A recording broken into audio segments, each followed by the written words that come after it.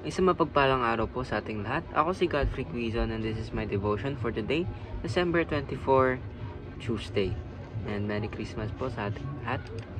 And nasa pangalawang episode na po tayo ng ating series called Christmas Week, Emmanuel, God with Us. And the topic po natin for today is the humble ruler. Babasahin ko po ang ating scripture for today, which is Micah chapter 5 verse 2. It says here, "But you, Bethlehem Ephratah, though you are small among the clans of Judah, out of you will come for me one who will be ruler over Israel, whose origins are from ancient times." So, ang explanation po dito ay, dito pa lang po sa Old Testament is sinabi na po na kung saan ipapanganak ang ating Panginoong Jesucristo, kundi sa Bethlehem. And of course, yung Bethlehem po is isang maliit na part lang po siya sa Judah. So, ibig sabihin sobrang humble po ng ating Panginoon dahil pinili niya po na doon ipanganak ang kanyang anak na si Panginoong nating Jesucristo.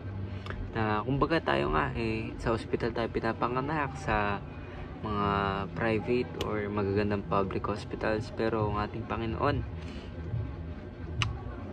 saan na siya, sa parang kuweba na doon lang po pinanganak ang ating Panginoon na Jesucristo.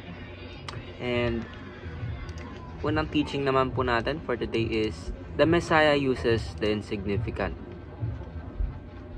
So, ano po ba yung explanation dito? Ibig sabihin na yung mga tao na pinipili ng ating Panginoong Jesucristo, hindi sila yung mga taong magaling, katulad nga si Moises. Si Moises po is nag-stutter. Sila, yung mga disciples na lang po. Sila Peter, John, na mangingisda. Si Matthew, na tax collector. Si Paul na lang po, for example, yung na pumapatay siya rin ng mga Christians. So, of course, hindi yung mga pinipili po natin Panginoon is halo-halo. Hindi po natin alam dahil lahat po tayo is pantay-pantay sa paningin po ng ating Panginoong Jesucristo. And of course, wala pong significant and ang nakakangat, hindi po ganun yung pagtingin sa atin ng ating Panginoon. So, pangalawang teaching po natin today is that Messiah displays utmost humility. So, by sa pagbaba ng ating Panginoon, dahil siya ay Panginoon at nagkatawang tao siya, doon natin talaga na-experience yung true humility. And of course, pinako pa ang ating Panginoon para maligtas tayo, di ba? Doon talaga natin makikita yung humility, humbleness ng ating Panginoon, na sinalo niya pa yung mga kasalanan ng creation niya. And of course, ngayong sinasabi ko, hindi ko rin po ma-comprehend ng maayos. Kasi sobrang nakakaiyak, kasi biruin po nyo, naghirap po yung ating Panginoong Jesucristo para sa kasalanan natin. It's just too hard to swallow, diba? Isip natin, tayo sobrang taas natin, but as of course, tayo mga tao, human nature na natin yung ma-pride, mataas talaga, kahit hindi dapat itaas yung sarili, tinataas, niyayabang. Iba kahit yung mga hindi dapat iyabang or hindi naman din natin achievement, minsan niyayabang natin. Pero grabe talaga yung ating Panginoon na yung example na niya po yung dapat gawin nating mga tao. And yung third teaching po natin is the Messiah is eternal. The Messiah is eternal, wrapped and mortal. Sabihin, dito na nga po yung nagkatawang tao ng ating Panginoon para ligtas lang po tayo sa ating kasalanan. And of course, makasama po natin siya sa heaven and sa perfect world na gagawin ng ating Panginoon.